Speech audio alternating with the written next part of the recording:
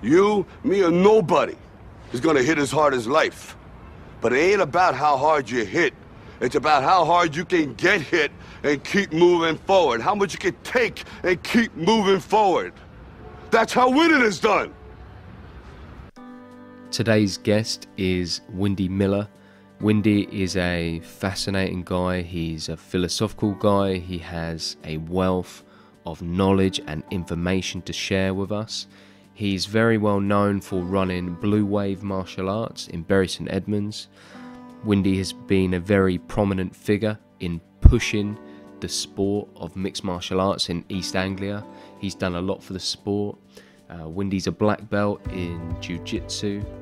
He is a mixed martial arts judge, and he's the chairman at UKMMAF, and he's trying to push the sport of mixed martial arts in this country as much as possible, and he's doing a lot for the sport.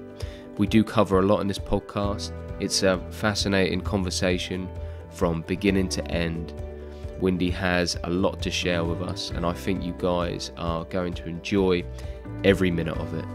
So give it up for my guest, Wendy Miller.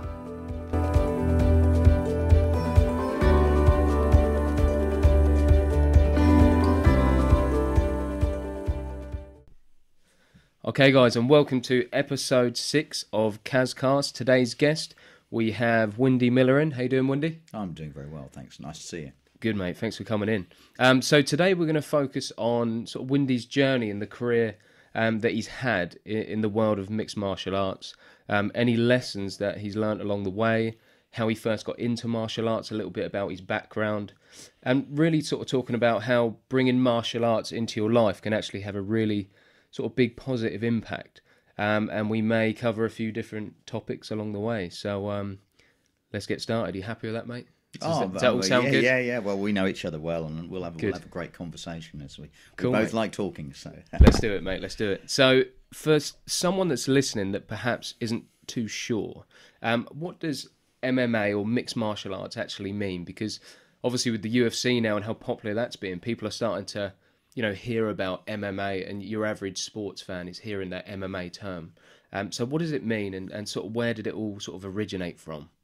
Well, I like to think of things in very big picture thinking, and particularly me being dyslexic. So I have a big picture on martial arts, and I spent 43 years doing it, so I've got some idea. Well, I have my own opinions of how it works, but for me, really, there's only 4 different systems of martial arts. Okay. And what you've got is some form of wrestling.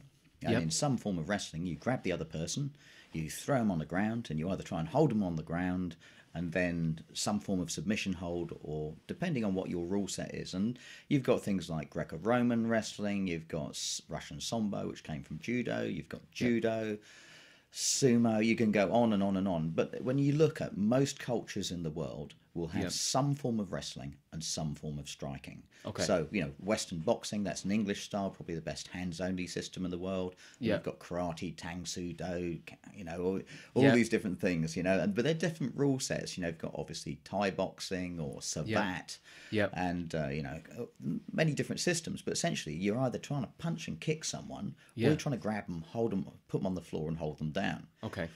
Now, when I was young, I did judo. And I did karate, I was better at karate than I was at judo, and got my judo brown belt, and was quite successful in karate. But what we always wondered was what would happen, if you put them all together, and then you'd have these kind of like pretend fights and things. What might happen? And then what happened was the UFC in 1993, and Royce Gracie and the Brazilians said, all right, let's test that.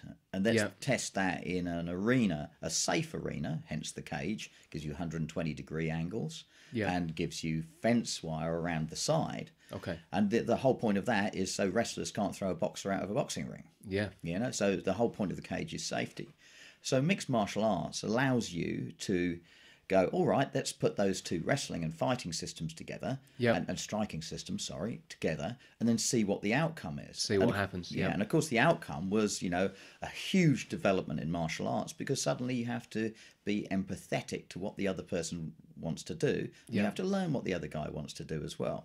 And now you have an open system, which is continually developing, rather than closed systems that said, this is what we do, this is what we've always done, and that's what we do, that's it. Yep. But MMA is an open system and transcendent compared to other martial arts. So you can Okay. wrestle, but you have to take into account what the striker wants to do. Yep. So you have to adapt your wrestling. Yep. You have to strike. Yeah, you want to strike, but you have to be aware of what the wrestler wants to do. Yep. You can do jiu-jitsu, but there's certain elements of jiu-jitsu aren't going to work. Maybe, your spider guard with a gi is not going to work so well for you, when you're up against the cage because you haven't got a gi on. Yep. So it's a transcendent sport and continually developing one, and it allows people to be creative and free thinking. So Brilliant. That's MMA. So that's the third martial art. Yep. I call the fourth martial art weapons systems and self-defense systems because they're different again. Okay. And a self-defense instructor, which I am as well, I worked for the police doing that for 6 years, Yep. is different to a sports martial arts instructor. And Okay. this is easily forgotten too. So for me, 4 different martial arts, Okay. and that's where MMA sits. Well, and what year was that? When did the UFC first start? Can you remember when it Well, all that was sort of- 1993 was the Right. first UFC, and it wasn't. My understanding of the history of it wasn't the first UFC that changed people's opinion because it wasn't Yeah. that widely viewed. It was the second one that was more widely viewed. Then people Okay. look back on the first one, Yeah. and that was Hoist Gracie. And he, inspirational figure and a lovely guy as well. I've met him twice. A lot of people have, even if you just, you're not necessarily a mixed martial artist, but you just enjoy watching sport. A lot of people have heard of the Gracies. Could you tell us a little bit of a background of the Gracies and how they, they were so prominent and just such a, obviously, and still today, a big, a big name in mixed martial arts. How did they become so big, and what was so special about the Gracies? What made them so special? Well, I'll answer your question in a more complicated route if Okay. I can, because I'm No, a go great ahead. martial arts historian. Because what I found in doing martial arts, and I trained with some very good people, that often what people hadn't really done was look back into how things happened. And this is my opinion of how it started, because I was always fascinated how martial arts changed around the turn of the 19th and 20th century. Yeah. And this impacts on what we do now. And very few people are aware of this history. But a lot of, and again, there's lots of different views of it, but I've got some good books on this. Yeah. A lot of martial arts today came about because of a German. Okay. And there was a German called Otto, and I think you say his name von Baelz. He is Baelz. And he was born as a middle-class German and went to university around the middle of the 1800s, and he went to school and then to university and became a doctor. Now the Germans at the time were, and this will become, you'll think, why on earth am I telling you this? But this becomes go obvious ahead. later on. Yeah. The Germans at the time were modelling their middle class system on the British, Okay. and they thought that what you had to do to be a gentleman and to be educated was when you went to university, which is where most sport took place, because there wasn't most sport for the masses then. Yeah. You should learn to do the things that a gentleman needs to do. So ride a horse, shoot a gun, swim, run, and Cover all bases. and use a sword. Yeah. Okay. Okay, and they used to have dueling as well. So that's what was expected of your middle class person to do. That what is now the modern day pentathlon. Yep. Yeah. So von Baelz was then involved in the Franco-Prussian War in the 1870s. Then after that went back to teach as a doctor at university. And then he treated the son of a Japanese dignitary and was invited to Japan in the late 1880s. And at that time, Japan was going through a huge revolution because for several hundred years, Japan had chosen to isolate itself and foreigners weren't allowed into Japan. So to trade with Japan, you had to go to an island to trade with them, and then the goods would be taken back to Japan. And if you look at the book Shogun, or the series, which is James Clavell, wasn't it? Illustrates this quite well. But that was set in the 1600s, I think. But then suddenly the Japanese realised that they had missed the Industrial Revolution, and they wanted to change very, very quickly. So it was a time of massive change. So von Baelz then was invited to teach at Tokyo University and to teach Western medicine. He was the only doctor in Japan at the time, was doctor to the emperor, which gave him tremendous influence and power. And when he was teaching at university, he said, the problem with all these Japanese is they're not doing any sport or any exercise. Right. So what we need to do is get out some forms of exercise and some things for them to do. And being a swordsman, he had gone to learn Japanese sword play and then asked the instructors to develop kendo, right? A simplified method of using the sword and using wooden swords for exercise. And whilst he was at the university as well, he met a young man who was 23 years old, who had trained in jiu-jitsu, Japanese jiu-jitsu. And he said to him, well, what we need is some form of jiu-jitsu that we can do as an exercise system, so young men can exercise and become strong and fitter and healthier. Yep. So he said, I want you to come up with a syllabus, and I want you to, start a club. And they started a club, wrestling.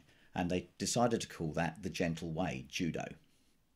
And the guy who was 23 was Jigoro Kano, who was the founder of Judo. What people forget is that it was von Baylers who instigated this and helped this happen because of the culture that he brought from Germany. Yep.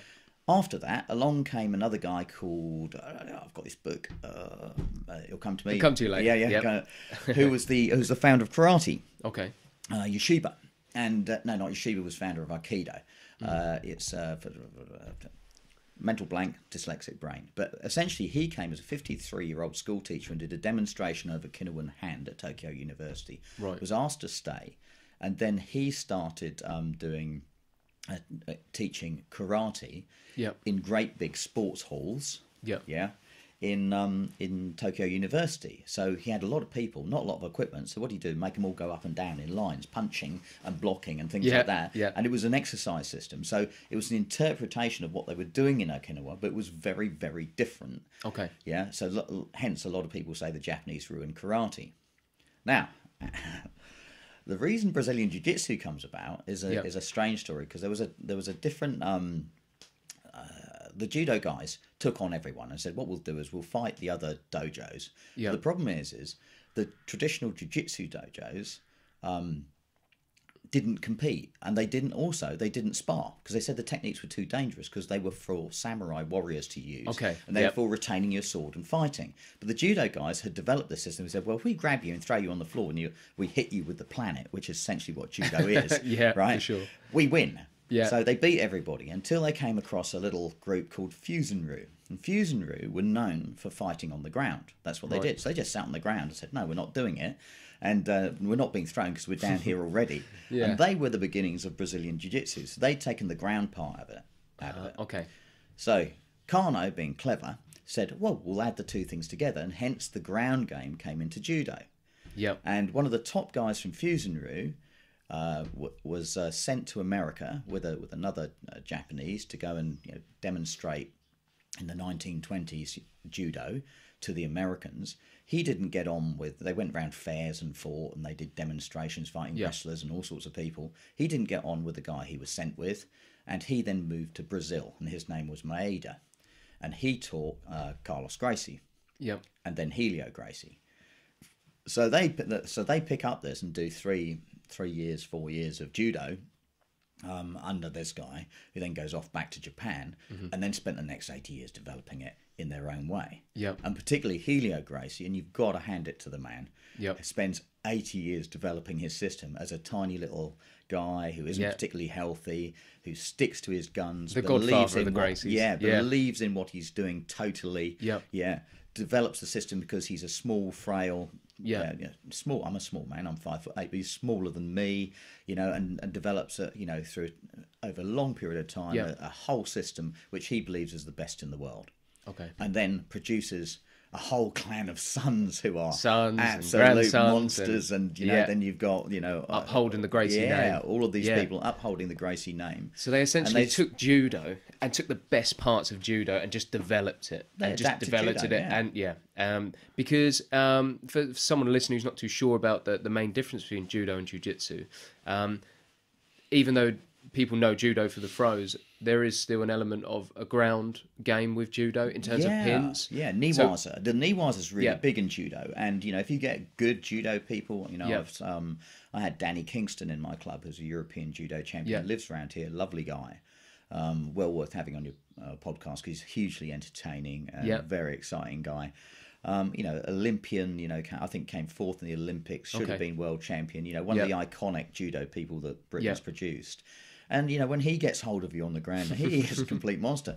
And he joined my club, with Lee Dosky and those guys, and came to do Brazilian Jiu-Jitsu. He's now black belt in Brazilian Jiu-Jitsu as well. And the guy's a monster. I mean, he's in his 40s now, hilariously funny. But what an athlete. And, the Niwaza in judo is very, very big.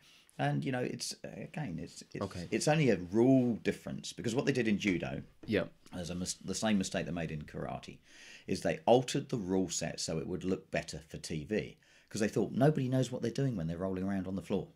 Okay. So it was more of a for entertainment purposes. Well, the rules. they wanted. It's the same thing that happened in karate. I remember being at a karate meeting with some very high grade people, and they were talking about the changes in the rules, and they were going, Yeah. "If we do this, more people will watch it, and it will get on the TV." Yeah. But the reality is that neither karate nor judo or taekwondo or Thai boxing or kickboxing has ever made it really big on the TV. No. And the majority of people that go to watch those tournaments, the majority of people that watch that on the TV are people that already do it, or they're linked to people. Yeah, that do it's it. passionate people about, like you say, they've done it, or there's a link there. So I mean, it's obviously quite MMA complex. transcends that, though. Yeah. Because everybody wants to watch MMA and feels an identity. Yeah.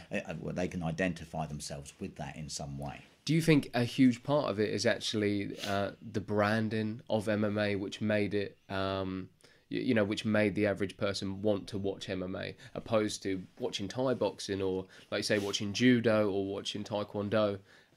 What was it about MMA that got the masses in to actually watch the sport and get into the sport that Thai boxing just didn't do? Same with taekwondo, same with judo. It just seems like it's gone to a whole new level.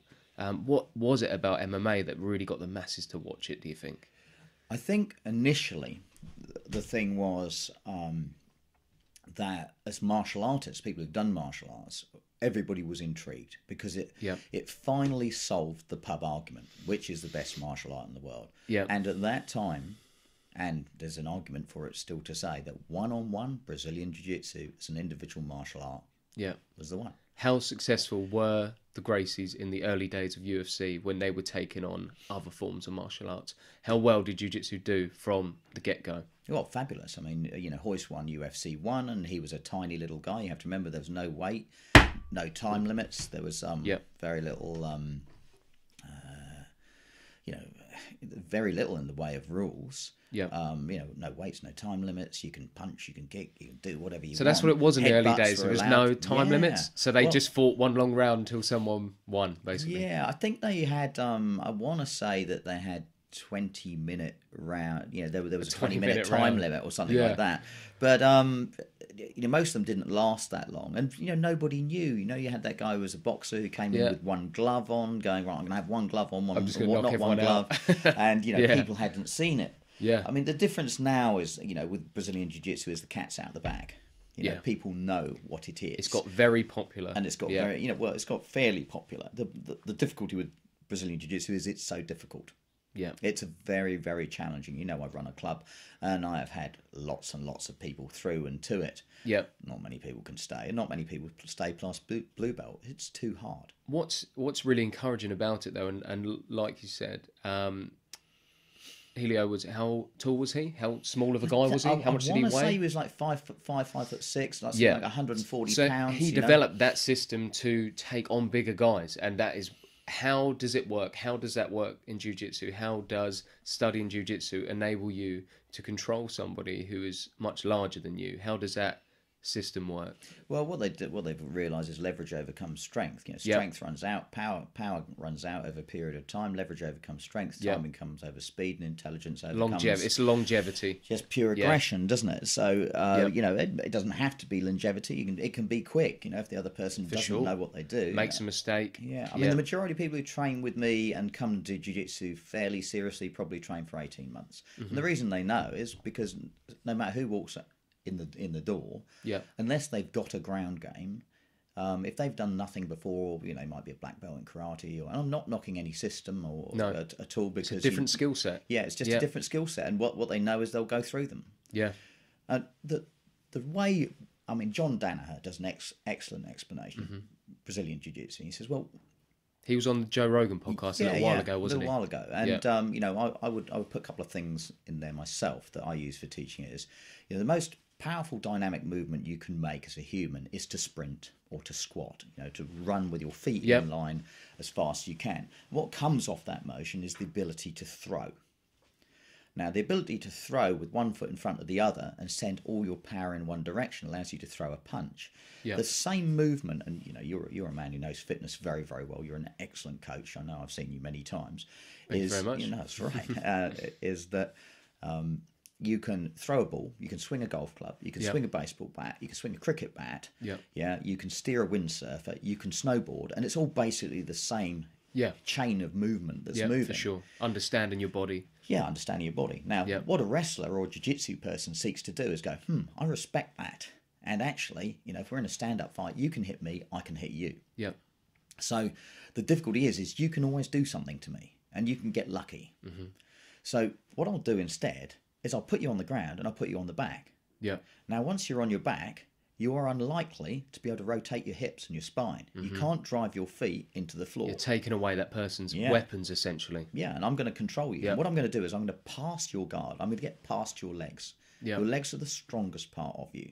So they're going to kick and punch into you. You can kick into me, you can try and punch into me. But once I compress you and get on top of you, and I put you in a situation where you can't actually do anything, then you're in trouble. Because now I can do things and you can't. Yeah. Now, once I can do stuff and you can't, I'm going to take my time. And I'm going to take my time with you. And I'm going to cook you and get you to the point whereby you're struggling. And you, in panic, you push your arms away from your body. Yeah. And I'm going to isolate one of those limbs and try and rip it off. Or I'm going to choke you out. I think it's described as that. It's almost that feeling of drowning. You know that, you know, it's like a slow process almost. Like, and like you say, it can be fast. But, I mean, when I first went to Jiu-Jitsu, and I've only sort of dabbled in Jiu-Jitsu, but it doesn't matter how many weights you can lift, how fit you are, it doesn't matter your age, how aggressive you want to be. If someone has got that skill set, and that skill set has been developed over a long period of time, there is very little you can do. And I think the reason why some people don't stick around, if you've got any form of ego, that is soon going to get squashed, because as soon as you come with an ego, you've got to leave it behind, because you are going to get tapped out, and you're going to get tapped out a lot. And I think for a lot of guys, they find it frustrating that their strength is being taken away. And a lot of people, I guess, they just don't have the patience for it, the patience for learning. They don't, you know, they want it to be quick and instant. But like you say, it's a long process. It takes a long time to learn. Well, for me, the whole of martial arts are the same like that. And it's a shame that I see, you know, and I see it in contemporaries of mine, you know, selling out the martial arts and trying to make money out of it, because I see the martial arts as a development of the self. There are 4 reasons for doing it. 1 is your spiritual and mental development. 2 is to look after yourself physically. 3 is for your self-defense, and the last of all is competition. And, you know, I think that's a good way of looking at it. Definitely. But if you're looking for a really quick payoff, I don't think that's the thing. Or you're just looking for a belt. It's not just about the belt. It's the journey in between and what it's doing for you, and what the actual, you know, what jiu-jitsu does for you on a daily basis. Like you say, it adds another layer to you. It's not just about getting to that end goal. You should enjoy the process of learning jiu-jitsu. I do, and I learn from my students all the time. You know, I'm a black belt. I'm 53 years old now. I roll with my guys, and you know, when we're rolling, we're training. I'm trying different things, and you try different stuff. Sometimes it doesn't work, but that's life, isn't it? You know, we've had that in life. You and I have both done it. We've tried businesses that haven't worked. You've had relationships that haven't worked. But what you do is you move on, you learn, you grow, and you develop from that. And sparring's the same, and that's what it teaches you. And you try different stuff, and sometimes it doesn't go, and you go, oh man, I got tapped again. You go, there's no problem. Let's restart, try again, you know. You know, you free yourself of the ego of that. Yeah. And as a coach, I see myself, again, we have a similar philosophy. I see myself as the servant of everybody who comes through that door. Yeah. That's all. You know, that's what I am. You've come to me for something. I'm here to serve you. I'm here to help you. I'm here to help you grow. I'm here to help you learn and get what you want. Brilliant, mate. I love that. Some really good information there. That's awesome. So let's have a little bit of a chat about sort of your passion for mixed martial arts and how you first got involved in it. What age did you start, and what sort of form of martial arts did you start with? And how did that happen for you? Well, I started very young. I was very fortunate in my upbringing in some ways, and unfortunate in others. And you know, I was my parents in the late 60s. I was born in 65. Decided to go to Africa, and you know, because they felt that as expatriates, they could have a better lifestyle and it'd be exciting and interesting. And my dad was an accountant and worked in taxation. And so he went and did contracts abroad. So we went to Malawi, went to Kenya, lived in the West Indies, in Papua New Guinea, and sort of moved around the world every few years. And about the mid-70s, I was in Kenya and saw judo at my school and wanted to do judo. And as Mr. Jackson taught it, he was a brown belt, and it seemed interesting and wonderful. Yeah. But more than that, you know, from a personal perspective, my father was an alcoholic and a gambler and quite a difficult man in many ways. And my parents would fight, and you know, my father beat up my mother, and was, you know, it was a different time in the 70s. And you know, I was a victim of some violence and what have you. And I just felt that, you know, maybe if I could do this, I remember seeing a book on karate, seeing a bloke breaking bricks and thinking, well, if I could do that sort of thing, I could protect myself, I could protect my mother, I could change things and do something about it. So I started judo. Did that for a few years and enjoyed it. I always liked sport, always liked it. And then, you know, later on, I ended up partly living in Papua New Guinea, partly living in a public school in England, you know, at 15, 16. And, you know, still feeling, wow, martial arts really interesting. Then seeing the Bruce Lee films. And, of course, you know, he's an iconic, charismatic figure.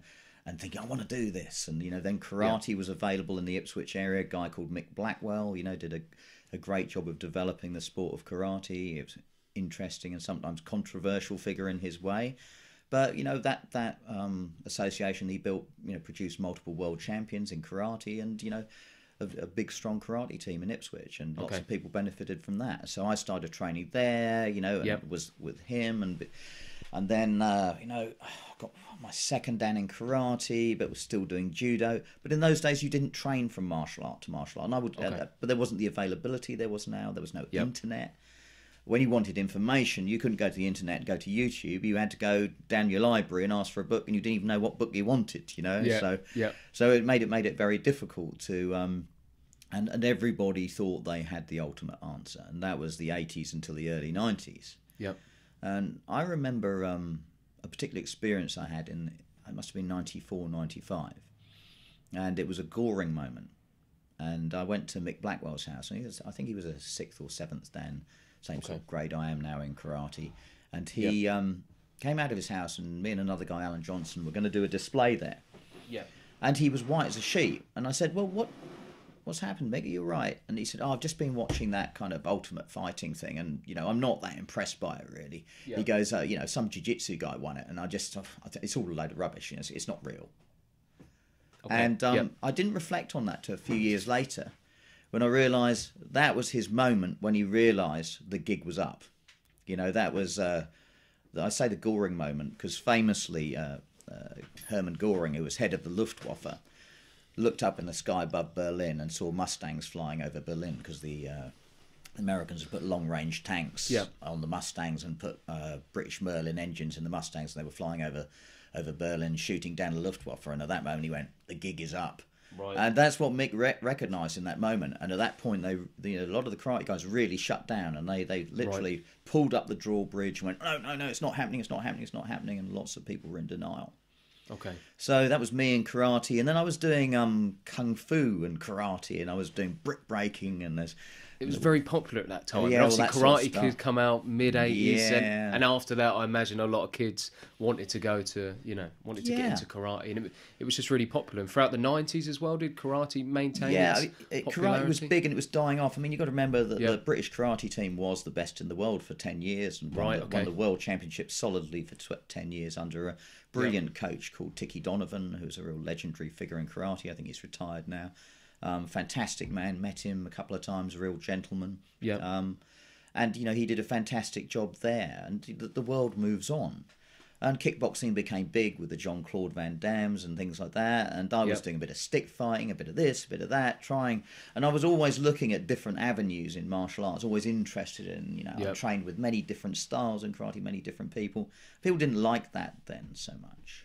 So did people tend to, to stick with their martial art? Was it almost seen like to be frowned upon to then switch to another martial art, or do people yeah. like keep in their little boxes? Yeah, for sure. I mean, I remember being pulled in by Billy Brennan and Mick Blackwell to Billy's house, being lectured on why I shouldn't be training with the Shotokan because they were different to us, and stop doing all that judo rubbish, and that was kind of mid-90s as well. Right, okay. And listening to this, and I was going, well, guys, aren't we interested in what we do? And what was interesting is for very high grades. They used to do all the katas and things, and I had no idea what they meant. They just made pretty shapes and things, and actually there wasn't the willing. It was what I call closed system. So this is what we do. This is what we've always done. It's the best way. It's the only way, and don't ask.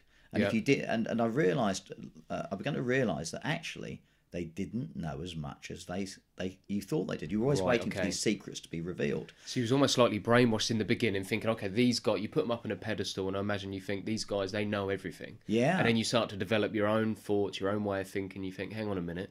Yeah, and it was all very culty. Very culty, yeah. Very culty thinking. And there's still a lot of them like that because people get a security in being part of a group and part of a cult and what have you. Yeah. And you see it still today in different groups as well, but people actively seek that because you feel you're we're happy, we're tribal as part of a group. So we were there, and then whilst I was doing this, a guy called Tim Murcott, who's a very lovely guy and a 6th degree karate black belt, very good, very athletic guy, a great coach as well from Sudbury, lent me these DVDs, UFC 1, 2, 3 and 4. Yeah. And I went home, and it changed must have been the game. about 2000, 99, 2000. Yeah. I just sat and watched them and went, fuck. That's the only word for it. I'm sorry for swearing, but it was like, oh my God. It had a huge impact. So many people had that moment, and it's been such an experience. And the Gracie family and Hoist Gracie really had this huge impact on people, as did Hickson in Japan, where you thought, oh my God. Okay. And there were two ways people went. People went, oh my God, no, this is denial, or they were, all people like me went, I've got to learn this. So I took them down to see a friend in London. Okay. He lived in Wapping High Street, right down near Tower Bridge, and we've been great friends for years. And we were going to go out on the town and things like that. And I said, look, before we go out, I've got these. Right, just have a quick look, see what you think. And he'd done martial arts, karate, and judo. Very good judo black belt like me. And I put the first one on, and he went, oh shit. So then we got bottles of wine in and ordered. I still ate pizza in those days, and got this in, and we just spent all night talking about it, watching it, and things like that. So it was a huge, because people just don't realise that now, but. It was a really big deal that you had different martial artists coming together, because I suppose the walls were broken down and you were going to find out once and for all what was the best martial arts. How were they going to match up with each other? It was a complete It must have been so exciting. Revolution. For someone who, like yourself, who's passionate in that world, that must have been a really exciting moment, knowing that we're actually going to find out. It was fabulous. People must have struggled with that. If you say you're a karate guy or taekwondo, whatever you did, do you think there was some coaches out there or people out there that really didn't like it because they thought that maybe they were going to be slightly, their martial art or their practice was going to become exposed in any way? Totally right. Totally right. And people felt exposed and people felt frightened. And lots of people with very high grades had spent years selling their stuff. And lots of people making lots of money about it, out of it as well. And then going, wow, and going, well, we're the best. But it's a matter of personal honesty. Yeah. And what's interesting is when you see, and I've experienced training with a lot of very high grades in different martial arts, and there's some brilliant people out there. Yeah. But there are a lot of people who actually, although they're preaching this idea of, always think like a white belt, always think like a beginner, but check me out, I'm a 7th dan or whatever it is. And so they're doing one thing, they're saying one thing and doing another. And when this came along, there were not a lot of people who were humble enough to go, actually, I'm going to go back to white belt and look at this and start again. Yeah. I'm going to do that. Now I still will go to other people's clubs and put on a white belt. Yeah. And go to someone else's club, because I know everyone, whether you're a white belt who asks me a question that makes me think, oh, I never thought about that before, or you are someone who's trained for years in your particular system or style, you'll have something I want and something I'm going to learn from, and something I'm going to have. Yeah. The difficulty I have when I go to other people's clubs is I would go, "Oh, can you show us something?" And I go, "Well, Yeah, actually, you no, wanna I learn a little want bit to as learn well. a bit. I want to be learning because I teach Yeah. a lot. You know what I Yeah, mean? yeah. That's why I'm here. I'm here to learn from you." And at that time, there were a lot of very frightened people, and then people just said, "Well, this is what we do. We do that, and that's Yep. just brutality." And the easy way was to shut it down. It was brutal. It's cage fighting. Yeah. The worst thing that got called was the cage. Yeah, we call it the fence, you know, but the worst thing that happened was that, because it allowed people to go, "Oh no, it's just brutal, and there's no skill in it." Called human cockfighting as well, didn't it? And all that sort of thing, yeah. And I think perhaps the way they used to advertise it was, you know, it was all about, you know, the knockouts and the blood, and like how when it first come on the scene, the advertising now is completely different. I think these guys are treated like real professionals and athletes. But it's just developed. It's just developed over time. Yeah, of course. It developed from one thing, and it developed from actually, that's what it was. Okay. People bandy about the word violence as well, you know, because you know, when people say violence, what does violence mean? And I often hear this in schools. You know, teachers going, "All violence is wrong," and I go, "Yeah, all violence is wrong, but you can use force. The law says you can use force. You can use reasonable force to defend yourself. There's nothing wrong with that." There isn't actually violence in cage fighting because no one's violating anyone.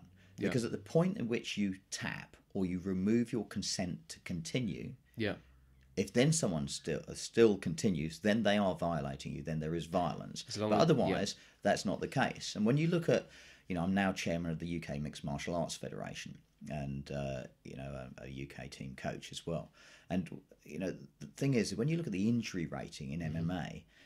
People don't get killed in MMA. People get killed marathon running. People get killed in horse riding all the time. And I think in 2012, I'm right in saying there were 110 people in England alone. Sorry, it's either England or the UK who were crippled playing rugby. Mm-hmm. Now that's a dangerous sport. Yeah. That doesn't happen in our sport. Yeah. But back to what you said, your original question was, you know, how did it all come about? Yeah. Well, then what happened is this guy Bill Baker said to me, "I've found a Brazilian Jiu-Jitsu gym." Okay. Now at that time there were only, depending on who was in the country, 10 to 12 Brazilian Jiu-Jitsu black belts in the country. Yep. So what I started doing was I started travelling down to London every weekend to learn under Dudu, Eduardo Carriello, who was training at the Tokai in Magdalene Street, just across from Tower Bridge, near London Bridge Tube Station. Yep. And I would go down there, and then I trained with him for quite a while. Then I think he was a brown belt when I first started training. He was under Zé Marcelo, who was a world champion, very good guy.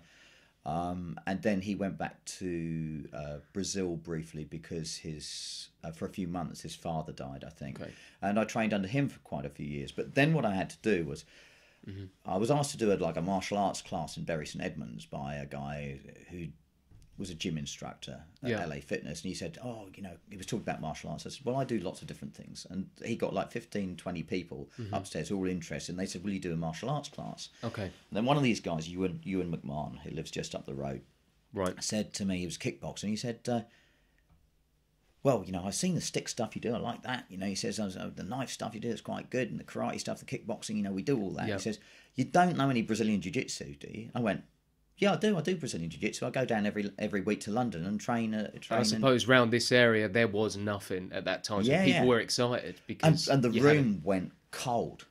The room went completely quiet. Mm-hmm. And they said, "You don't really do Brazilian Jiu-Jitsu?" And I went, "Well, yeah, I do." So it was like this mystical martial art that people like really wanted to do, but there was just nowhere to do it. There was nowhere to do it around time. here, And there was no MMA and there was no Brazilian Jiu-Jitsu. So I said, so we got a load of mats from the gym and put them all together. And, you know, I said, "Well, I'll tell you what, you know, here you go, line up and I'll spar you." How long had you been doing Jiu-Jitsu before you did that? You've got to think I'd done a lot of Judo. And when I started in Judo, there was a lot of niwa, so there was a lot of ground game. Okay. And for some time when I lived in Felixstowe, I trained under a black belt in Judo called Mick Pearson, who was renowned for having a good ground game. Okay. I mean, he wouldn't survive with a blue belt these days because the game's moved on, but he was a good coach and good instructor. And wherever I went as a Judo person, I found I had a better than average ground game. So, you know, he was good at teaching me that, and, you know, thank him for that. Also trained in Felixstowe with another guy called Paul Mortimer, and did karate with him. Yep. And he was very old school, and it was hard karate. But a good shout out to Paul, because after a few years training with him, wherever I went in the country, I moved around the country, did lots of different jobs. It was the 80s.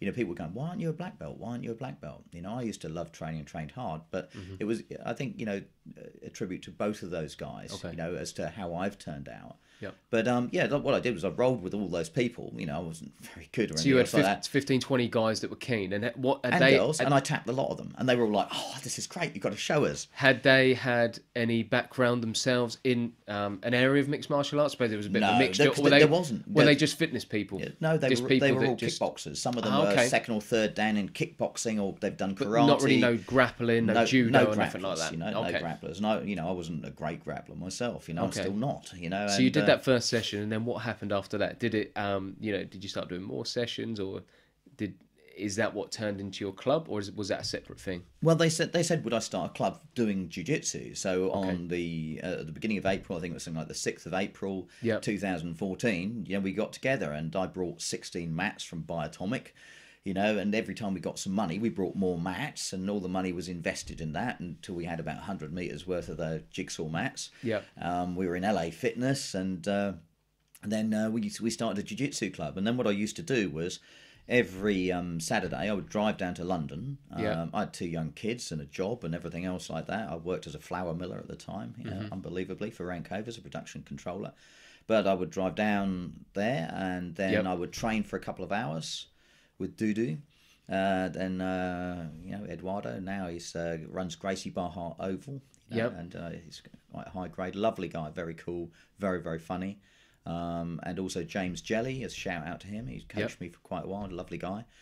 Then what I'd do is I'd put him in the car, drive him back from central London to Bury St Edmunds, get him to teach my club.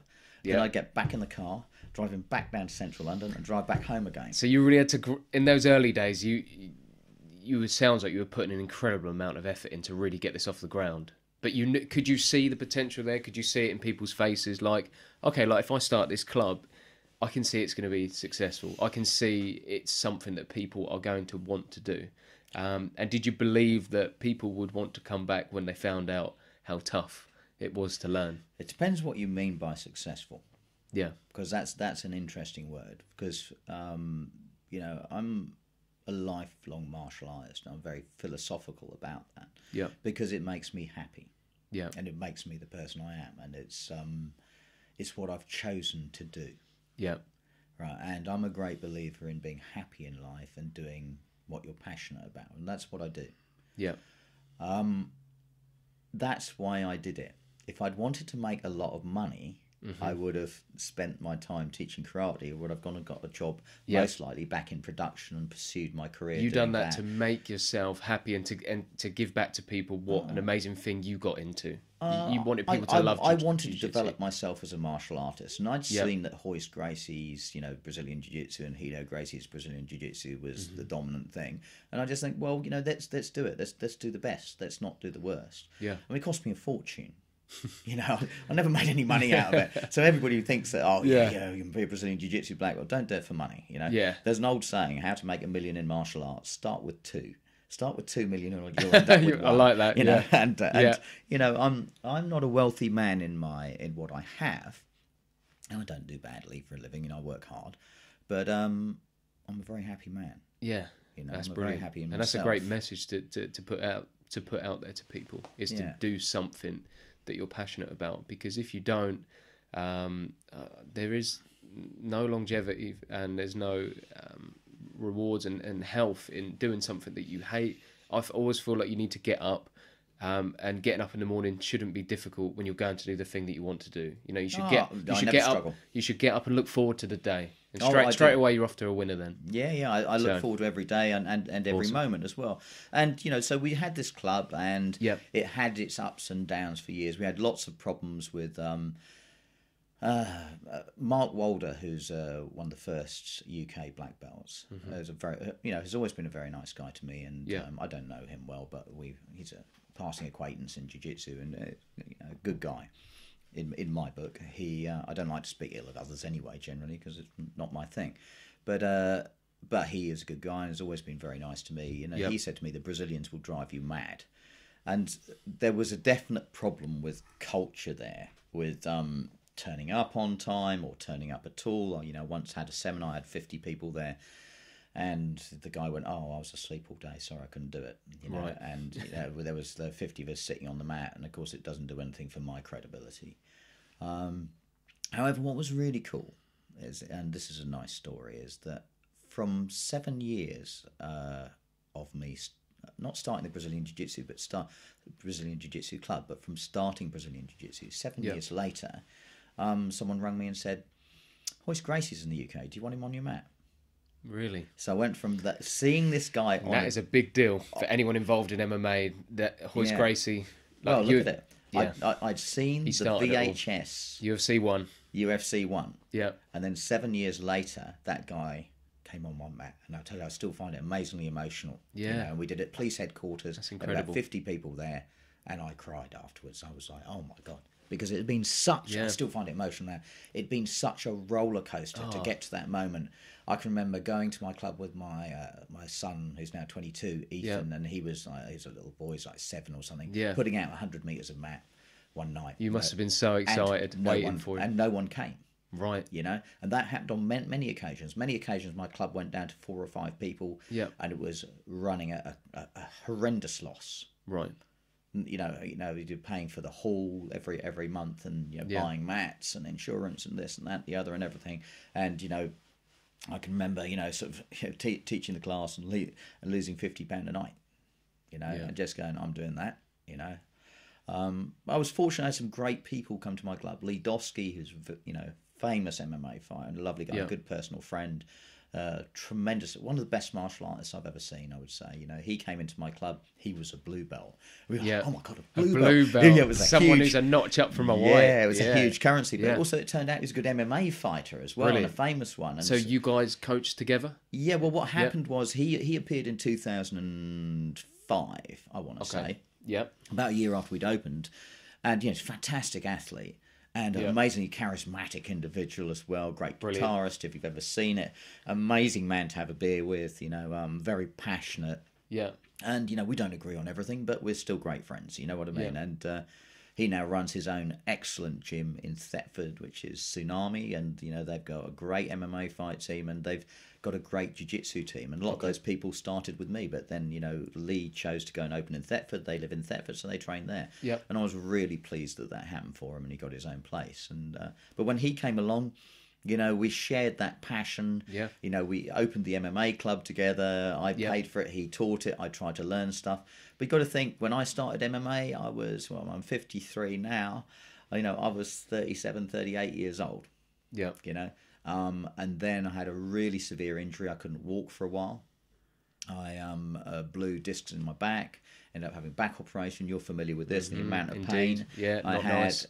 you know, my body's pretty bust up from lots of the old training methods I endured in the 70s and 80s and early 90s. So, you know, I was struggling, without a doubt. And it was, you know, as a physical struggle, it was very, very difficult. And my wife at the time said, "You can do MMA, but you promise me you'll never fight MMA.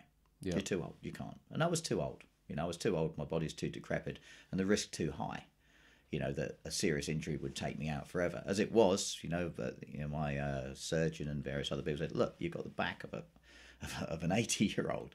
You know, you need to give up martial arts completely." But I didn't. You know, I'm still training now, and I managed to achieve a Brazilian Jui Jitsu black belt somehow. So Yeah, which is incredible. And, you know, you have been coaching for a long time now.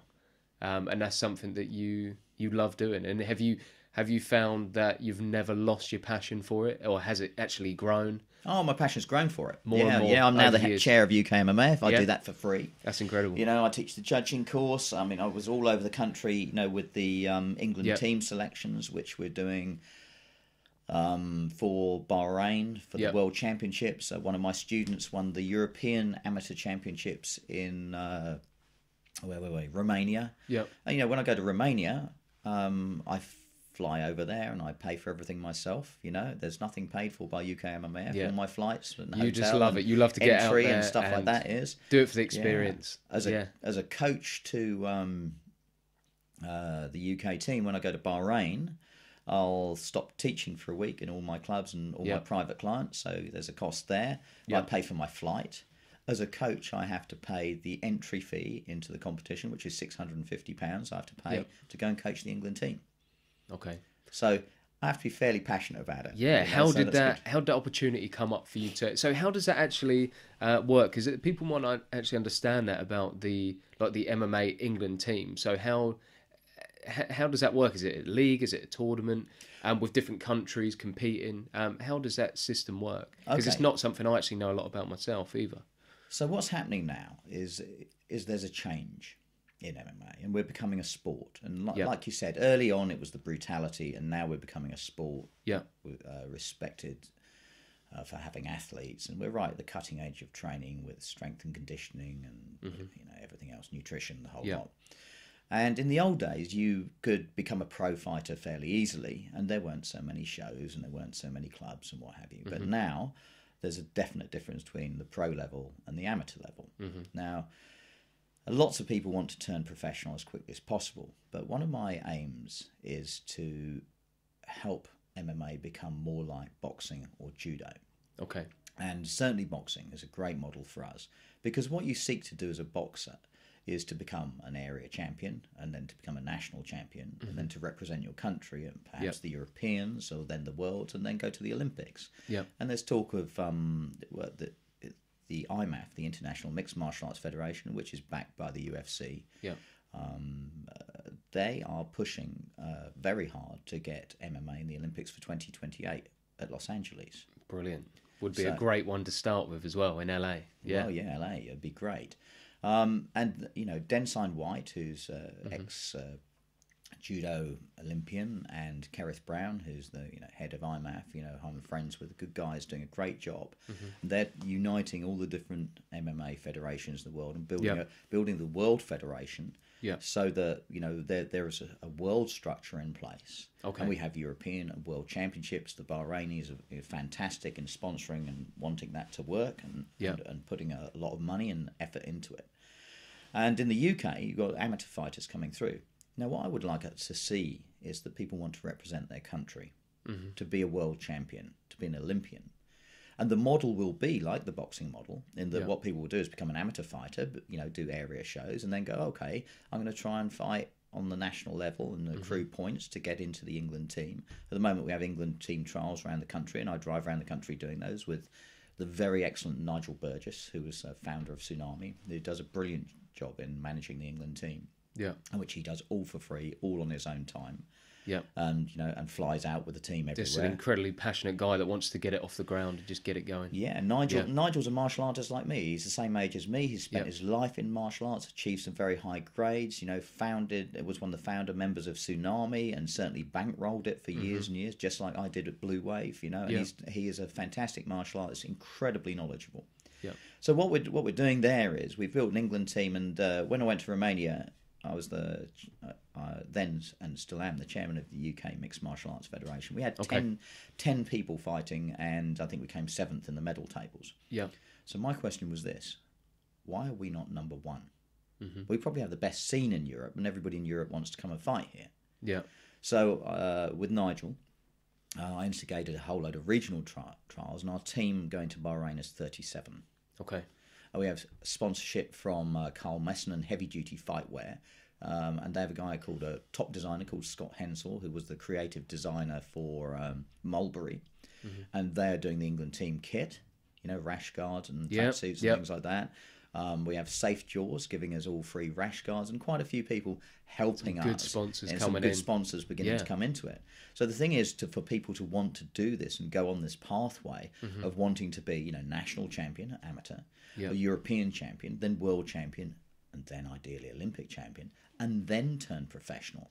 Because the level, you look, I was watching UFC 6 last night. Look at the level in that. The fighters of today would go through them like... it wouldn't last like a long. laser beam. It wouldn't last long at all, because it's evolved once again because it's an open That system. sounds really good. It sounds like what it's doing is actually creating a platform for fighters to, so they don't rush into things too quickly. They can take their time more.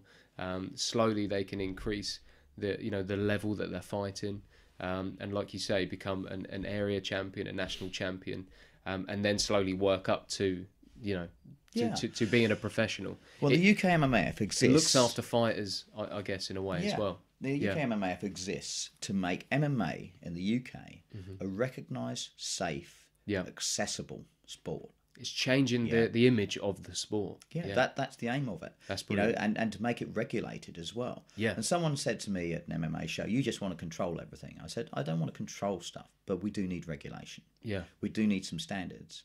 And what was really good about that was one of the guys from, I think it was Finland, said, one of the respected coaches said to the room at the time, "You need to listen to this man, because if we don't gain control of it and we don't get recognition from Sport England, someone else will, or we will be banned as it is in other countries." Yeah.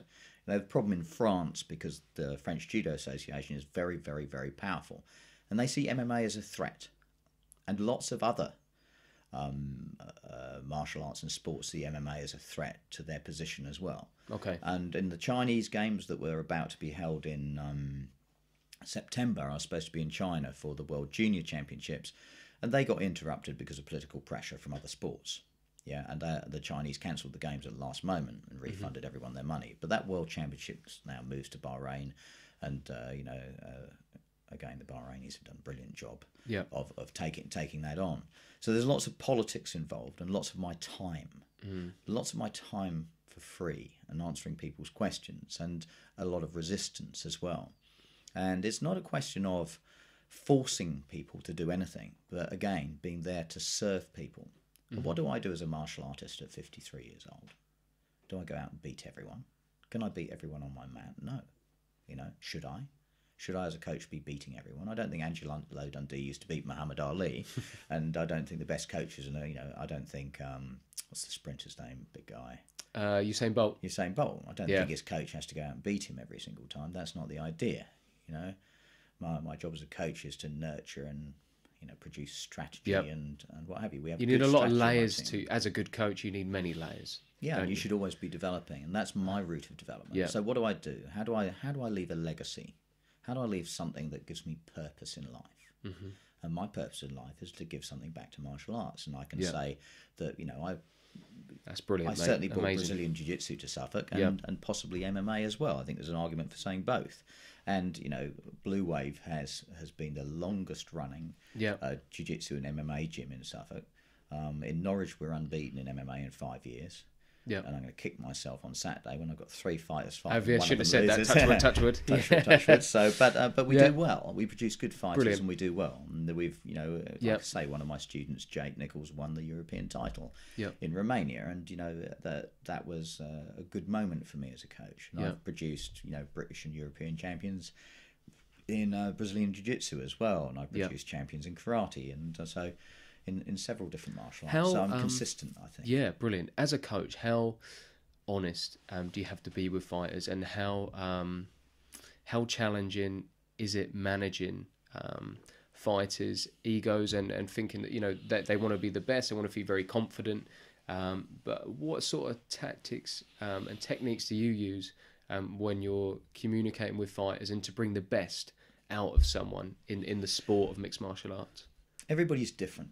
And gyms are different. I've been, for a long time, an advocate of having a very close gym. You've trained with my guys. Yep. Everybody's friendly. Everybody's nice. Everybody gives. I believe that, if you'll share, if we have a barbecue and I bring chicken, you bring lamb, and someone else brings coleslaw, and we all take that ethic of putting it all on the table, then we have a feast and we share, and there's a banquet for all. Yeah, and that's the way it is. Yeah, and at Blue Wave, that's the way it is. Leave the ego at the door, including me, and be open. Be open. Yeah, be open to new things. We continually and always have brought in the best coaches in the world. We've had Hoist Gracie twice. We've had Mario Hayes. We've had wrestling coaches. We've had Arnold Allen.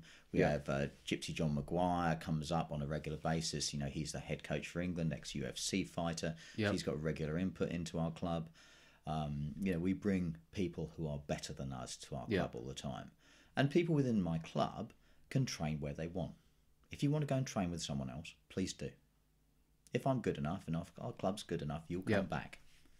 And, you know, we have a good social side to it. And to build up trust, confidence and authenticity with people is the number one thing. And to be real and to be authentic. And you can't fake that. No. Now, once you have that with your fighters, then you can have a real conversation about where we're at. A real and honest conversation, which bypasses the ego and bypasses the problems that we might have. And if a fighter believes in you as a coach and knows that in their heart that you have their best interests at heart, then you work together, you include them in the process, they include you in the process, and then then that allows you to have a bridge to some success or the potential for it. You know, that's the way I coach. And a lot of what I do is to do with strategy and tactics.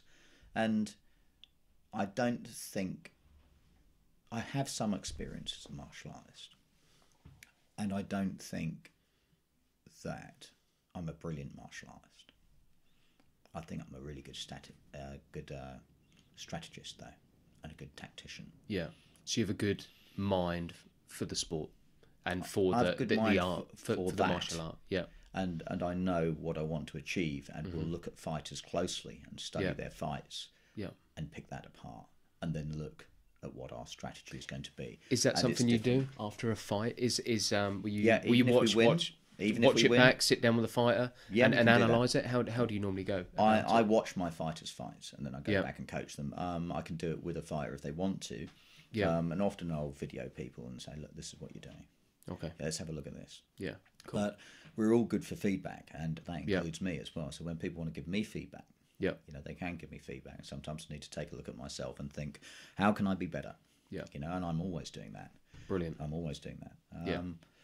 But you know, for MMA as a whole, you know, it's changing, it's growing, and we need to drive that ship. And you need to take ownership of it. I love that, mate. That's really good. Anyone who's out there listening to this that thinks, you know what, they really like the sound of the club and would like to come along, what could they expect on the first session for someone new that's perhaps feeling a little bit unsure or, you know, a little bit intimidated about, you know, going to a mixed martial arts session or a jiu-jitsu session? What are they going to expect on that first session? Well, it depends on what you need, and different people need different things. You know, I get a lot of people ring me, and most of those come. I offer everybody, you know, a couple of weeks for free to train, to try the club. That's great. I give everybody an induction. And try to get to know them. I'm dyslexic, so I remember no one's name. So that's one of my problems. But that people understand that and just have a good giggle at it and just say you've been hit in the head too much. And, you know, I've got some excellent coaches in my club, you know, some excellent fighters and things, but they all help. They're all there to help you, because everybody knows that the philosophy is, if I can get you on the mat and I can make you better, then the level of the club as a whole moves up. So you'll get an induction, you'll get you know, the chance to train for free. We'll lend you any kit you need. Sparring tends to be light, because I'm a great believer in doing masses and masses and masses of light sparring. The first thing that goes is timing. The first thing that goes is timing and distancing. You know, having power is one thing and hitting each other hard is another, but then the risk of injury is high. So we have lots of light sparring, don't smash people in. The other thing we have is we've had some very good technical coaches. I mean, John Jack Lister, who you know, who trains with me, you know, got his brown belt, won the British in the same week. You know, a brown belt, amazing guy, incredibly strong. You know, he can rip telephone books in half and do all that sort of stuff. Do unbelievably large squats, and is an incredible mind. You know, he's a man who can read a book, watch a DVD, and then recite it back to you. You know, very, very bright. Went to Cambridge. Really good personal friend, lovely man, you know, really genuinely one of life's great guys, and one of the team members that really makes Blue Wave work. You know, and without his help and support, it would be a lot harder than it is. Brilliant, and that's great, and it's great to have different coaches. Because everyone's got their own style, and everyone can everyone can connect with a coach in a different way, you know. Yeah, so if one coach doesn't suit you, another one will. That's really good to and hear. you'll always get people's time on the mat. So anyone who comes along new, come along and try it, enjoy it. Often we end up in the pub afterwards because I've been known to like a glass of wine, as everybody knows. Yeah. And bit of breakfast on a Sunday morning. Do you still do that after the Sunday morning session? We still do breakfast on a Sunday morning. We'll go out and have a chat, and and that's really good. Chew the fat, and we do all that sort of thing. So it's a friendly, sociable club, and you're welcome to, anybody's welcome to come along. The other thing is we're based at Unit 1. Yep. And I have to say something about Unit 1 as well. Richard Gent, who runs Unit 1, has done an amazing job in putting that facility together. It's a brilliant strength and conditioning gym, which is a great facility for us. Yep. The Unit 1 Thai boxing team is excellent. You've got people like Hannah Turner there. You've got Lee Colville coming over there and training on a regular basis. Prathet, who is the Thai boxing coach there, he had his 40th birthday the other day. Not only is he hilarious, but that guy's had 300 Thai boxing fights. Has a lot of fights. And like 40 boxing fights as well. Yeah. And he's a brilliant coach, a lovely guy, and the atmosphere there as a whole, Unit 1 and Blue Wave fit together very, very well. And that means my fighters are getting that. So you work in sync with the gym. Top-level Thai boxing instruction, top-level strength and conditioning training. Unit 1's the best martial arts facility that I know in this region. Good. So your fighters, you're getting the striking, you're getting the fitness, and you're getting the ground game with the jiu-jitsu. So if you're looking to get into mixed martial arts, everything is there under one roof to cater for you. In a nice, friendly, clean facility, where it's welcoming, and they're good people. Good. And there are a lot of people to thank for in me being where I am, who've helped me a great deal. People like Jack Lister, Lee Dosky, all my old coaches, even going back to people like Mick Blackwell and Billy Brennan, who taught me karate, all sorts of different people. Trevor White I did karate with for a while, all sorts of input from different people, and all the guys at Tsunami, we have a great relationship. Brilliant. With, it's fantastic, really. Good, mate. That's I'm really a good to hear. man. Yeah, it sounds great. Cool. As we're sort of coming towards the hour, what I wanted to really cover, to make sure we did cover, was I know you're also an MMA judge. And you do some judging. There's always a bit of a debate with judges, and judges, especially with boxing as well, do get a bit of a bad rep and say, they don't know what they're doing, or the judging's wrong, or there can be some inconsistencies in judging. When I listened to Joe Rogan, his opinion of it was that he thought it would be better if there was actually more judges. So you would have sort of 5 to 10 judges and more opinions rather than just 3. I just really wanted to get your opinion on, on that, and also how does a judge actually go about scoring a mixed martial arts belt? Okay, this is a can of worms, and I have a can opener. The thing is, the thing about judging is judging in the past has been bad. Yep. Now, this has been partly because it's a new sport, so there's been no qualification. We now have qualification you can do. Yeah. It's also to do with who you choose as a judge. Okay. So years ago, when I started judging, the best part of 10 years ago, what it would be is some bloke who you knew, or a couple of guys from the gym, or someone who's a fighter would chip in and do the judging, and do it for free. The problem when you're a promoter is this: you're trying to promote a show, and the costs are high. Now, if you have to spend money on 3 judges, and you have to pay the judges 150 quid each, that's another 450 quid you've got to find. Mm-hmm. So when I was first a judge, I turned up and I wore a suit. Okay. I like a good suit. Yeah, it makes you feel good, makes you feel professional, ready for the gig. Yeah. And everybody there kept coming up to me and going, "Excuse me, boss, what's happening with this?" Everybody thought I was the promoter. Had your suit on, I said, "No, I'm just the judge." But the other thing I did was I read the rules.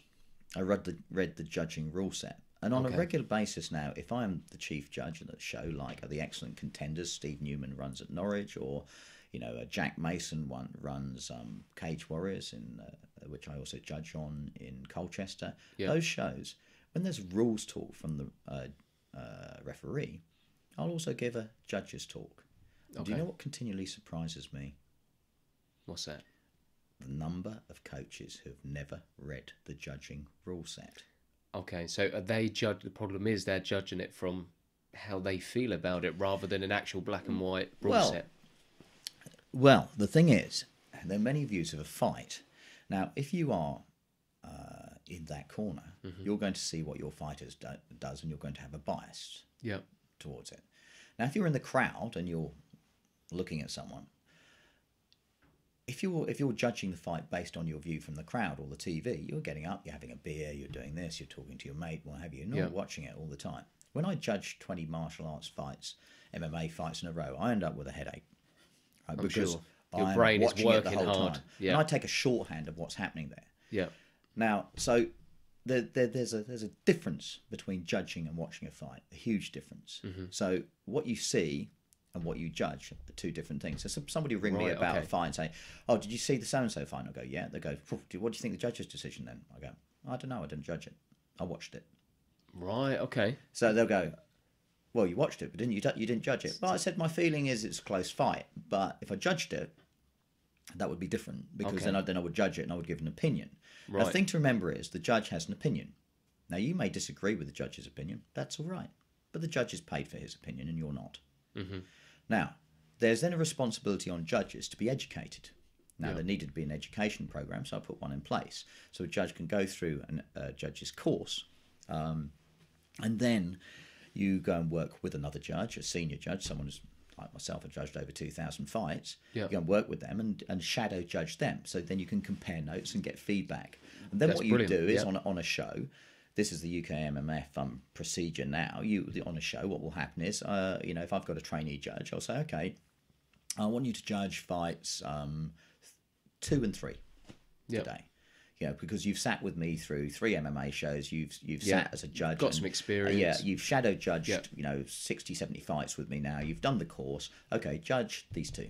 The next time, judge 1, 2, 3, 4. And then slowly they take more responsibility because at professional level it's different. Professional level with the UFC, you are really looking at making a difference to someone's career. So it's very significant. For sure. In amateur, it's different, but by that time, someone should be able to judge an amateur fight. You should look professional, be professional, and behave in a professional manner. Now, I've judged lots and lots of fights. I've never had anyone suggest to me, and I've never heard of it, of anyone going to a judge and offering them money or any other incentive or any pressure to sway one way a fight.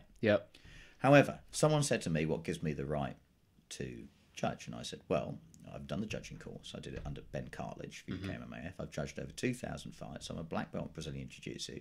I'm a successful MMA coach. You've got the credentials to do it. I've had this experience. He goes, you're just the person I want to be a coach.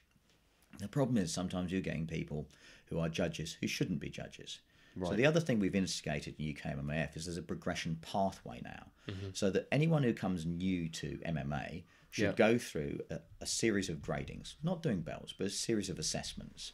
So 6 assessments that would take you starting simple to complex. So you start by learning things like a jab, a cross, a roundhouse, things like that. When you say you're learning those, can you be an MMA judge and not actually do any form of MMA yourself? You can, but not as I will have it in the future. Because what UKMMAF are going to put in place is that you have to go through these assessments, right? And at level 6 would assess you as safe and assessed to compete at amateur MMA. Now, you may not choose to do so. You may choose to be a judge. Level 7 and 8 will be for professional MMA, and you will have had to hand a minimum of, at the moment, they're saying 10 fights. Before you can become a professional. And then you have to go through a board of control to get your professional license, just like boxing. And then, if you get a professional license, you may not want to fight professional, right? But you could go through the whole system if you wanted, never fight, but become a referee. But you would then have the knowledge base. You would say, okay, I understand the ground game. I have an understanding of the wrestling game. I have understanding the fence game, what have you. The problem is you get people who are, I'm a kickboxing. Often I see this, the kickboxing judge. I'm a judge in kickboxing, judge loads of kickboxing. You don't understand the ground. But it's really simple. If you're on top, you're winning, aren't you? No, you're not. So what you've got is people who shouldn't be judging. And when I go to promoters, and I go to quite a lot of shows where I go, who's that judge? And I go to the judge and go, where did you get the qualification for? He goes, I went to the UKMMAF one. I said, I've never seen you. And he goes, oh shit, and people get caught out. So people want cheap judges. Now, if you get cheap judges, you pay peanuts, you get monkeys. Yeah. You know, the problem with the respect for the judging is if the promoter's not going to pay for judges, good judges, and regular judges who are of a standard, yeah, then what you're going to get is these kind of problems. Yeah. And what you should do is to become a judge, in my opinion. I don't know what the UFC do or don't do, but they have the problem with dealing with boxing commissions and what have you. So they have people who've never done mixed martial arts, who've never done jiu-jitsu, who've never done the stand-up striking game, who don't really understand what they're seeing. Yeah, and that's a huge problem. When there's people's career and that sort of money on the line, it's... Yeah.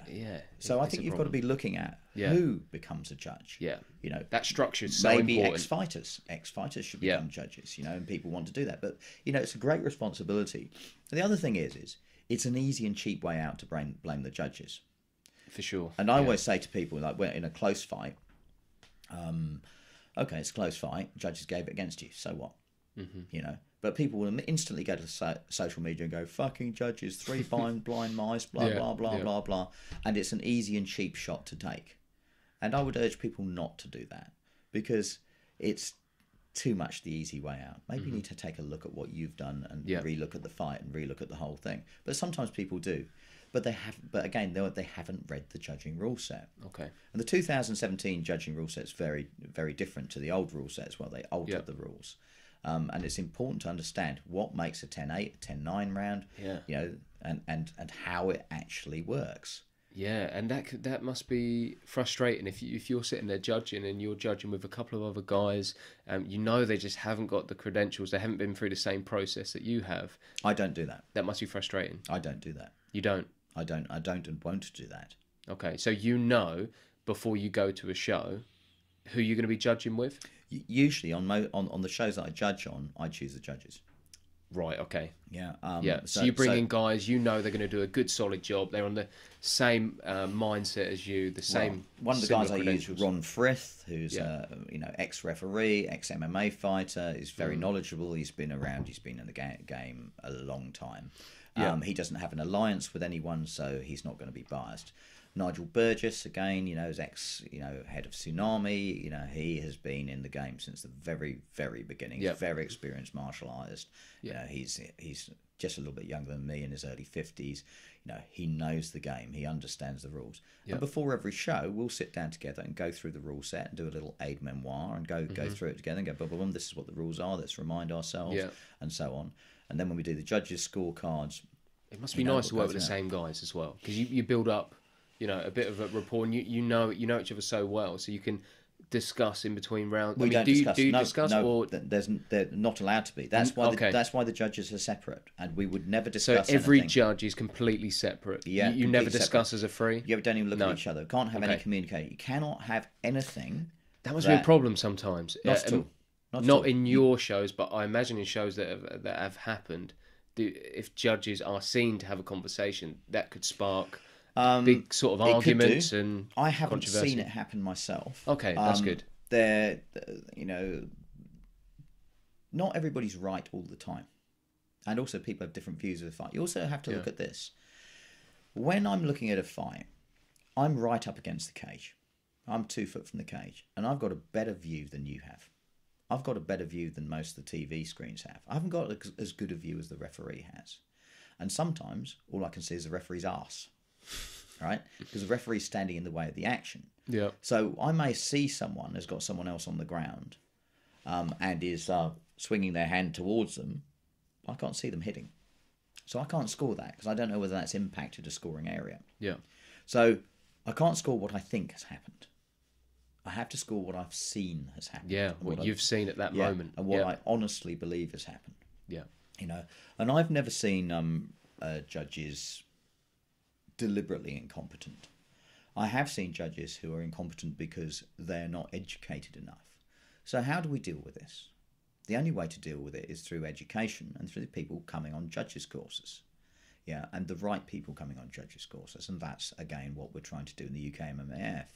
You know, because before referees weren't qualified. Now AJ Jeffrey, who's head of the technical committee for UKMMAF, he's running the referees courses, and I'm going on the referees course, and I'm going to learn to be a referee. Brilliant. So I have a good understanding of that as well. Yep.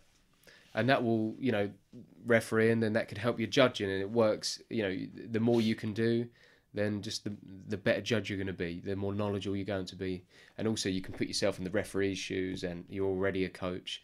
So for you, all them layers, it all helps. It makes me a better coach Well. It makes everything better. Yeah. Okay, for example, we're now a week out from Contenders in Norwich, right? Yeah. My guys fight next Saturday night, so less than a week. So next week, very light sparring, moving around, strategy, understanding our strategy, looking at our opponent's fights, and going through the judge's rule set, and going through the referee's rule set, and understanding what the rules are, because I want my fighters to have every edge. Mm-hmm. I want them to have every edge over the other people. And I know that most fighters haven't read the rules and don't understand the rules. Yeah. Yeah. And if you're going to play a game, understand the rules. Yeah. And if you're a coach out there, read the rules, mate. 100%. Yeah. Read the rules, understand what they are. Yeah. Because sometimes they're not what you think. And the number of times I've been through the rule set and people go, oh, I didn't know that. Well, that makes sense. You go, but you're coaching this. Yeah, just have a little Or you're read. fighting this. Yeah, you got to have that understand knowledge. It. And when people do judge, they go, shit, it's a lot harder than I thought. Yeah. Yeah, it is. Exactly. See, a 10-9 round, the difference in a 10-9 round may only be one punch. Yeah. It can be the smallest And advantage. as a judge, you're aware of that. A 10-9 round is a close strides. round. Yeah. A round where someone is dominant is a 10-8 round. Mm-hmm. A round where you think, my God, why hasn't he stopped that, can be a 10-7 round. You can score a 10-7 round. People don't realise this. Yep. This was part of the change in the rule set. Yeah. Yeah. And what you're looking for is who has predominantly the best effective striking and grappling. Yeah. That's the number one thing. Who shows the best of those? It used to be the rule set was best striking or effective grappling. So if you spent more time on the ground, right, then that would be weighed first. Yeah. And then the effective striking. So you wouldn't be weighing the whole round, and people didn't know that. And that's why they changed the rules. So it's best striking and grappling. Yeah. So that changed in the 2017 rule set. So it's very different. Okay, brilliant. Well, that's some really good information there, and you've probably said a lot that people didn't actually sort of know about. So yeah, that's awesome, mate. Can I just say? Yeah, go on. If you're interested in being an MMA judge, contact me. I'm at Blue Wave Martial Arts or the UKMMAF website's down, but we're on Facebook. The UKMMAF website's being rebuilt at the moment. Yep. But you can get on the UKMMAF Facebook page and have a look, and there's courses available, and you can come on them. Brilliant. You have to pay for them, and that money all goes back into the UKMMAF to fund it. We don't get any of it. And I give my time for free to do that. But if you want a better understanding of judging, come and be a judge. Go and try it. Awesome. If you want to learn to be a referee, learn to be a referee. It's possible to do. Yeah, awesome, mate. That's really good to know. Cool. Okay, so coming to the end of the podcast. What I always do is ask the guests 3 areas in their life where they've been inspired. So the 3 areas I always ask, or that they would recommend someone read or watch or look at on YouTube. So the first is a book. Have you got a book that sort of one book that really might have lots, but if you had to pick one that has inspired you, or you would recommend someone to read that you love? Anything by Ernest Hemingway. Okay. I love Ernest Hemingway, and it's unreconstructed like me. Beautiful writing. If you read The Old Man and the Sea, try and take a word out. Okay. Because you can read Charles Dickens and he goes on and on and on and on, and you still don't get there. But with Hemingway, he puts you in the moment. And there's a lot about what it is to be a man. Okay. And the responsibilities of being a man and the relationships of human beings. So the book I most like really is the collected short stories of Ernest Hemingway. And if there was one part of that, I'd call Big Two-Hearted River. And it's a great classic. And it's about a man living with himself and his outdoors, and comes to a river and his interaction with the world, and that's it's a mirror to his interaction of life, and I'd recommend that to anyone. Okay. And it's beautiful writing. That sounds fantastic. Brilliant. Good. And what about a film? Any film out there that you love that you recommend that someone watch if they've not checked it out already? Choke. Yeah. Choke. What is that about? Choke is Hickson Gracie, and it is available on YouTube. Yeah. I mean, I'm a great film buff, and I love to be in of an evening, and if I've got a lady at the time. I'm currently single, so you can start the stampede. Usually it's in the other direction. That's the problem. They're running away from me. I love films by De Niro, and anything with Robert De Niro and things like that. And I love a good movie. I love all the Marvel stuff because I read the books when I was a kid, and we couldn't see that CGI coming to us, and it's fabulous to see it now. But a really iconic film, Choke, because it was kind of the Bruce Lee for the 90s, and it's about Rickson Gracie, Royce's brother, because famously after winning I think it's UFC Force, they say to Royce, what's it like to be the toughest guy in the world? He goes, I don't know, ask my brother. Right, okay. And he means Rickson, and Rickson was a beast. And but what really interests me about Rickson is a few things. Number one, his philosophy.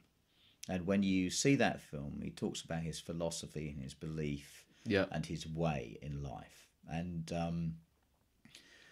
I've met a lot of really good martial artists, and there are not many people I'd call martial arts masters. Yeah. But I would call him a martial arts master. He really understands it. He's really got a fabulous figure. The other thing about him is, you look at motor racing and say who was the best, and some people say Senna, some people say Prost, some people say Schumacher or what have you. Yeah. You speak to any great Brazilian Jiu-Jitsu person, they'll all say Rickson. They will straight off. Everyone straight off. Rickson. Okay. Rickson, So the next part of that inspiration was, I was going to ask you about a person. Is he your guy? Is he the guy who's inspired you the most? Who's inspired me the most? I mean, I've been inspired. I was inspired by Muhammad Ali. Yep. A man who truly stood up for what he believed in. So Ali was a great inspirational figure for me. I mean, there've been lots. I mean, Royce was in what he did. His father certainly. Yep. In martial arts, I mean, Bruce Lee, obviously, there's so many. You've looked to different people at different stages of your life. You get inspired by people all the time. Writers, and philosophical thinkers. I used to have philosophical conversations with my son around the table when he was 8 or 9, and he was reading Plato at 14. He's a very bright boy, and then he's just done a degree in philosophy. I'm very proud of him. My other son, Aidan, is the opposite. He's not an academic, but he's very bright in a different way. Yep. And he's off around the world. So, my son's inspired me too. So, that's good. That's brilliant, Wendy. Really good. Cool. So before we finish up, if people want to get in touch with you, get down to the club, whoever it is, so male, female, any age, any ability, they can come down to Blue Wave. Teach kids as well. Yeah, that's brilliant. So what, when can they come down? What sessions do you offer, and how do they get in contact with you? Just before we finish. You can contact me at bluewavemartialarts.com. Also Blue Wave Martial Arts on Facebook. What else? My phone number is 07799403584, and you can ring me if you want. You can get me at windy.mail@virgin.net. Yep. And if you want to come along and just watch, or come along and see what the experience is, there I am, and it'd be fabulous to see you, whoever it is. And thank you for your time, and it's great to see you doing so well, because you ran a great gym at Jacko's, and I really enjoyed being there, and I think we had a good partnership. We did. It was a brilliant time, and since I've started the gym up here, obviously on a much smaller scale, but doing one-to-one training, I've had an amazing response. So you should do. It's been really good. You're a great coach, and you should be busy. Cool. Thank you very much. Good. No, Wendy, it's been brilliant. You've gave us some excellent information there, and I really appreciate all the different stories that you've shared on the podcast, and I think people are going to really take a lot from it. So thanks very much for coming on. Just let me say thanks to everybody who trains with me, who's ever trained with me, and go in peace. Brilliant. Thanks very much, Wendy. Cheers. Okay, guys, I hope you really enjoyed that episode, and I will catch you guys soon. Thank you very much. Bye bye.